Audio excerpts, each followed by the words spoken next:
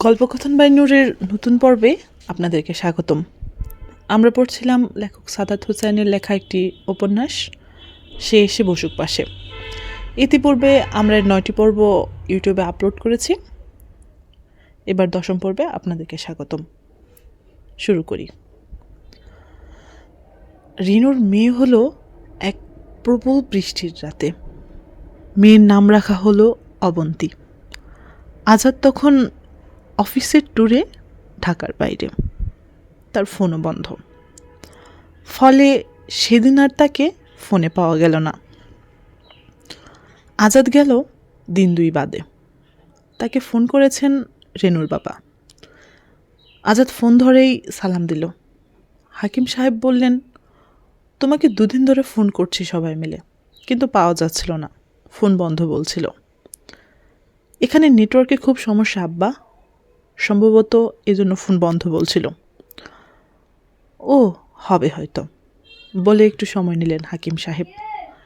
তারপর বললেন, সুখবর আছে, তোমাদের মেয়ে হয়েছে। আজাদ কি বলবে বুঝতে পারল না। এমন সংবাদে নিশ্চয়ই উচ্ছ্বাস প্রকাশ করতে হয়, উৎফুল্ল ভঙ্গিতে কিছু বলতে হয়, কিন্তু সে তেমন কিছুই পারল না। বরং মিনমিনিয়ে গলায় বলল, রেনু কেমন আছে আব্বা? আছে, ভালো আছে, মা আমি দুজনই আলহামদুলিল্লাহ ভালো। জি আব্বা, তুমি তাড়াতাড়ি ঢাকায় আসো, সবাই তোমার জন্য অপেক্ষা করছে।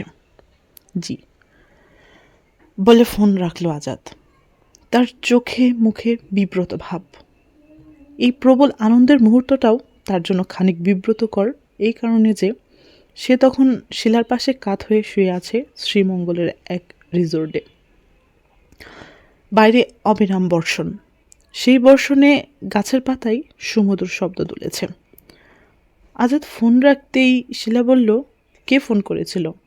তোমার বাবা?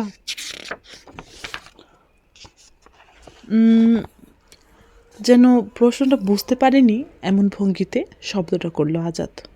কে ফোন করেছিল? বাবা? হ্যাঁ। কি বললেন? কোনো সমস্যা? না। কিন্তু সেই সারাটা দিন আজাদ থম মেরে রইল। কেমন একটা অপরাধবোধ কাজ করতে লাগলো তার ভেতরে। সে অফিসের ট্যুরে সিলেট এসেছিল, কিন্তু ট্যুর শেষ করে অন্যরা চলে গেলেও সে গেল না, চলে এলো শ্রীমঙ্গলে। এখানে শিলা তার জন্য অপেক্ষা করছিল। সে এসেছে ঢাকা থেকে। অনেক দিন ধরেই এই ট্যুর নিয়ে নানা পরিকল্পনা করছিল তারা, কিন্তু ব্যাটে বলে মিলছিল না। এবার মিলল, কিন্তু রেনুর কারণে সেই সময়টাও যেন হঠাৎ অসময় হয়ে উঠল। এই সময়ে রেনুর পাশে থাকা উচিত ছিল আজাদের। বিষয়টি যে সে উপলব্ধি করেনি তা নয়, কিন্তু শিলাও ভীষণ মন খারাপ করেছিল। অনেক দিন ধরেই দূরে কোথাও যাওয়ার পরিকল্পনা করছিল তারা, কিন্তু নানাবিধ জটিলতায় সেটি হয়ে উঠছিল না। বার কয়েক পরিকল্পনাও পরিবর্তন করতে হচ্ছিল। ফলে বিরক্ত হয়ে গিয়েছিল শিলা। সিলেট ট্যুরের সুযোগ মেলা মাত্রই আজাদ তাই আর দেরি করেনি, কিন্তু এখন খুব অস্বস্তি হচ্ছে তার। সেই অস্বস্তির কারণও আজাদের কাছে স্পষ্ট নয়। এমন নয় যে রেনুর জন্য খুব অস্থির লাগছে তার, কিংবা সদ্যজাত সন্তানের জন্য তীব্র ব্যাকুলতা তৈরি হয়েছে। তারপরও অবচেতন মনে রেনু ও সন্তানের কাছে ফেরার জন্য অস্থির হয়ে উঠল সে। পরের 2টি দিন শিলা বার কয়েক তাকে ঘটনা জিজ্ঞেস করল। আজাদ প্রথম এড়িয়ে যেতে চাইলেও শেষ পর্যন্ত বলল, শোনো শিলা, তেমন কোনো প্রতিক্রিয়া দেখালো না, বরং বলল, তোমার ঢাকায় ফিরে যাওয়া উচিত, এই মুহূর্তে ওদের সময় দেওয়াটা জরুরি। কিন্তু তোমাকে ছেড়ে যেতে আমার ইচ্ছে করছে না। কথাটি বললেও আজাদ যেন এই কথার সত্যিকারের অনুভূতি সম্পর্কে নিশ্চিত নয় শিলাও।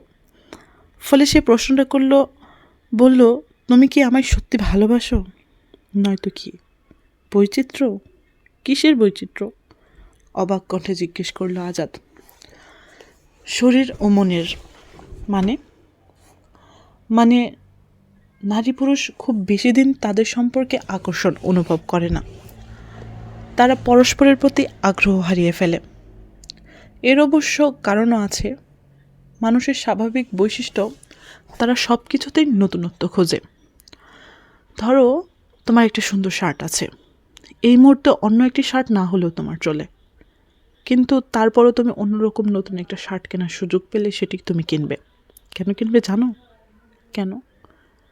কারণ নতুনত্বের প্রতি আগ্রহ, বৈচিত্র্যের স্বাদ, এটা মানুষের সহজাত বৈশিষ্ট্য। কিন্তু মানুষ তো পোশাক নয়। আমি আক্ষরিক অর্থে বলিনি, রূপক অর্থে বলেছি। কিন্তু আক্ষরিক অর্থে ভেবে দেখলেও কিন্তু ওভাবে দেখা যায়। কিভাবে? সম্পর্কে একজন অন্যজনের পোশাকই। তারা ততক্ষণ নতুন থাকে যতক্ষণ পরস্পরের প্রতি আগ্রহ থাকে। একজন অন্যজনকে যত্নে ঢেকে রাখে, সুসজ্জিত রাখে, কিন্তু পুরনো হয়ে গেলে তারা বিবর্ণ হয়ে যেতে থাকে। পোশাক ছিঁড়ে গেলে যেমন বেআব্রু হয়ে যায় মানুষ, তেমনই মানুষ পুরনো হয়ে গেলেও একজন আর অন্যজনকে আগলে রাখতে পারে না, আকর্ষণ করার ক্ষমতা হারিয়ে ফেলে। তখন নতুন কারোর প্রতি আগ্রহ জন্মে, নতুন পোশাকের মতো।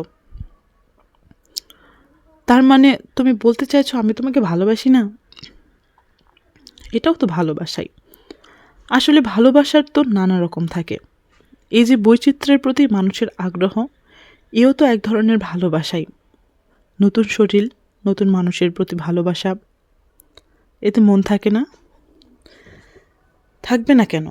কেউ যদি কাউকে শুধু শরীরের জন্য চায়, তাতেও কিন্তু মন থাকে। ওই শরীরটার প্রতি মনের আগ্রহ তৈরি হয়, এটাকেও ভালোবাসা বলা যায়। শরীরের প্রতি শরীরের আগ্রহে মন তো থাকেই, কারণ মনই তো শরীরকে আগ্রহ করতে সিগন্যাল পাঠায়, তাই না? আজাদের আর এসব কথা ভালো লাগছিল না। তবে শিলাকে যে সে শুধু শারীরিক আকর্ষণের কারণেই তো কাছে টেনেছে তা নয়, বরং যে ভয়ানক মানসিক দশার ভিতর দিতে সে যাচ্ছিল, তাতে শিলার মতো এমন একজনেরই তার দরকার ছিল, যে তাকে বুঝতে পারবে, অনুভব করতে পারবে তার যুদ্ধ ও যন্ত্রণাকে। তার শিলা পারেও, তার চিন্তা ভাবনা গভীর, সে মানুষ হিসেবেও বুদ্ধিমান। ফলে আজাদ তার কাছে এক ধরনের মানসিক শান্তি পায়, কথা বলে ভারমুক্ত হয়।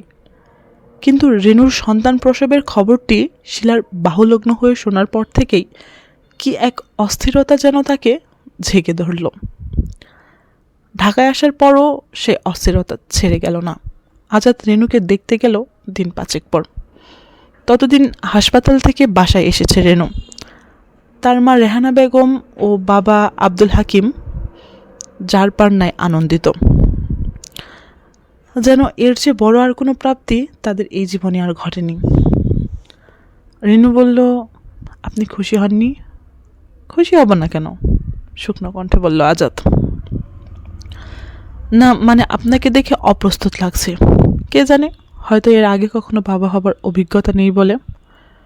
কথাটা খট করে কানে বিঁধল রেনুর। আজাদ এ কথা কেন বলল? তাহলে কি আজাদও এখন সেই কথাটি বিশ্বাস করতে শুরু করেছে? শ্বশুরবাড়ি যাওয়ার দিন কয় বাদেই হঠাৎ চারপাশে ফিসফিসানি শুরু হলো। আগের ঘরে রেনু সন্তান সম্ভবা হয়েছিল। কথাটা শুনে ভীষণ কষ্ট পেয়েছিল রেনু, কিন্তু আজাদ তখনও বদলে যায়নি। তখনও সে সেই পত্রপ্রেরক প্রেমিক মানুষটির মতোই গভীর সংবেদনশীল। রেনুর মন খারাপ দেখে তাকে কাছে টেনে নিয়ে সে বলেছিল, কে কি বলছে তা নিয়ে তোমার কেন এত মাথা ব্যথা? তুমি কেন এত মাথা ঘামাচ্ছ? এটা মাথা ঘামানোর মতো বিষয় নয়। না। কেন? কারণ আমি বিষয়টা নিয়ে একদমই মাথা ঘামাচ্ছি না। তাহলে তুমি কেন ঘামাবে? কারণ কথাটি সত্যি নয়, মিথ্যে। আর এই মিথ্যাটা আপনাকে কষ্ট দিচ্ছে। আমি আমার দুর্নাম নিয়ে চিন্তা করি না, কিন্তু আমার কারণে আপনি যদি এতটুকুও কষ্ট পান, সেটি আমাকে কষ্ট দেয়। এটা আমাকে একটুও কষ্ট দিচ্ছে না, কারণ আমি জানি কথাটি মিথ্যে। কি করে জানেন? জানি কারণ তুমি আমাকে এমন কিছু কখনো বলনি। আমি বিশ্বাস করি তুমি তোমার জীবনের এমন কোনো ঘটনায় আমার কাছে লুকাবে না যা অন্য কোনোভাবে জানলে আমি কষ্ট পাব। রেনু সেদিন এত মন ভালো হয়ে গিয়েছিল। এই মানুষটি তাকে অন্ধের মতো বিশ্বাস করে, পাগলের মতো ভালোবাসে। ওই বিশ্বাস ও ভালোবাসা সে কখনো ভাঙতে চায় না, কিন্তু ভাগ্য তাকে এখন সেখানে এনে দাঁড় করিয়েছে। না হলে আজাদ তাকে আজ কেন এই কথা বলবে? রিনু আর কথা বলল না। সে 2 মাস পর ঢাকায় ফিরল। এই 2 মাসে আজাদ যে তার খোঁজখবর নেয়নি তা নয়, বরং একটু বেশিই নিয়েছে। হয়তো ওই দিনের আচরণের জন্য পরে সে নিজেই অপরাধবোধে ভুগেছে। এই বিষয়টা আজকাল হয় আজাদের।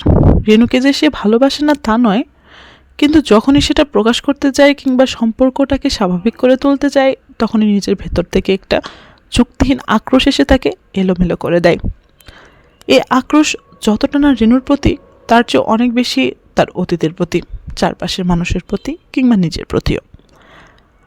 কেন সে এতটা পথ বাধাবিঘ্ন পেরিয়ে এলো, এসে এতদিন পর এই বিষয়টা মেনে নিতে পারছে না? সে তো জানে রেনুর আগে বিয়ে হয়েছিল, আর বিয়ে হলে সে বউ সেজে স্বামীর সঙ্গে ছবি তুলবে, তার সঙ্গে একই বিছানায় রাত্রি যাপন করবে, এটাই তো স্বাভাবিক। তাহলে সেসব কেন তাকে সারাক্ষণ আলপিনের মতো খুঁচিয়ে চলছে? এই এক রহস্যময় ব্যাখ্যাতিক মনস্তাত্ত্বিক দ্বন্দ্ব। সেই দ্বন্দ্ব থেকে মুক্তি পাওয়ার চেষ্টা যে আজাদ করেনি তা নয়, এমনকি শিলার সঙ্গে তার সম্পর্কের পরও সে নানাবিধ দ্বিধায় ভুগেছে।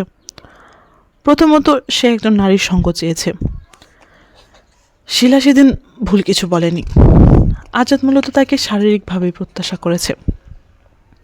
এই জন্য অনেকটা রেনুর প্রতি প্রতিশোধ নেওয়ার অদ্ভুত ছেলে মানুষই চিন্তা। রেনু যেহেতু অন্য কারো শয্যার সঙ্গে হয়েছিল, সুতরাং সেও হবে, আর এতে রেনুর কিছু বলারও থাকতে পারবে না। আজাদ জানে তার এই ভাবনা কিছুতেই গ্রহণযোগ্য নয়। এমনকি তার মতো সংবেদনশীল চিন্তার একজন মানুষের সঙ্গে এমন উদ্ভট ভাবনা যায়ও না। কিন্তু তারপরও সে তার এই প্রবৃত্তিকে নিবৃত্ত করতে পারেনি। তবে শিলা যেন তার সেই শারীরিক সম্পর্কের ভাবনাকে ক্রমে মানসিক করে তুলেছে, কারণ সে চিন্তা ও কথায়, আচরণে ও অনুভূতিতে গভীর। আজাদ মানুষের গভীরতায় আকৃষ্ট হয়। হয়তো এ কারণেই সেদিন সেই কুরিয়ারের দোকানে দাঁড়িয়ে অচেনা অজানা রেনুর কথা শুনি তার প্রতি আগ্রহী হয়ে পড়েছিল সে। আর তারপর পোশাকের মতোই তা বিবর্ণ হতে শুরু করেছে। সেখানে দৃশ্যমান হয়েছে নতুন মানুষ, নতুন আগ্রহ। মানুষ কি জীবনভরই এমন করে নতুনের পেছনে ছোটে, আর তা পেতেই নানা অজুহাতে পুরনোকে ঝেড়ে ফেলতে চায়? সেও কি তবে এই কারণে অযথা দোষী করতে চাইছে রেনুকে? তার অতীতকে সমস্যায়িত করতে চাইছে অন্য কারো কাছে যাওয়ার অজুহাত হিসেবে? এই সব প্রশ্নের কোনোটারই যথাযথ উত্তর আজাদের কাছে নেই। তবে রেনু আসার পর অন্তত অবন্তীর প্রতি একটা ভালোবাসা টের পেতে লাগলো সে। সেই ভালোবাসা দিনে দিনে বাড়তেই থাকলো। সে যখন বিছানায় পাশে এসে দাঁড়ায়, অবন্তী তখন তার দিকে তাকিয়ে ফিক করে হেসে দেয়। ওই হাসিটুকু এত অদ্ভুত সুন্দর আর মায়াময় যে আজাদ চোখ ফেরাতে পারে না। তার কেবলই মনে হয় এই মেয়েরা তার গায়ের ঘ্রাণ চিনতে পারে। ফলে সে পা টিপে টিপে ঘরে ঢুকলেও ছোট্ট অবন্তী ঠিক ঠিক তার গোল গোল চোখ মেলে প্রায় 180 ডিগ্রি কোণে ঘরময় তাকে খুঁজতে চেষ্টা করে। আর তারপর আজাদ সামনে এসে দাঁড়ালেই সে তার ভুবন ভুলানো হাসিতে আজাদের বুকের গহীন কোণ নাড়িয়ে দেয়। সময় চলে যেতে লাগলো।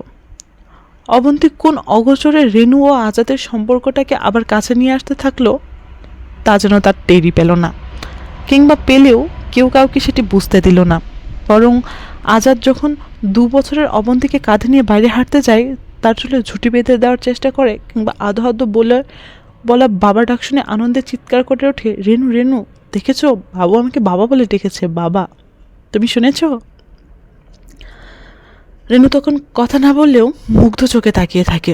আসলে বয়সের চেয়ে বড় শিক্ষক আর নেই, অভিজ্ঞতার চেয়ে বড় পরামর্শক আর নেই। না হলে তার মা রেহানা বেগমের কথা কি করে এমন সত্যি হলো? একটি শিশু কি করে বদলে দিল খাদের কিনারায় চলে যাওয়া তাদের মৃতপ্রায় সম্পর্ককে? কিন্তু রেনু তখনও জানে না জীবন তার জন্য আরও কি কি বিস্ময় ও বিষাদ জমা করে রেখেছে তার বিষের থলেতে।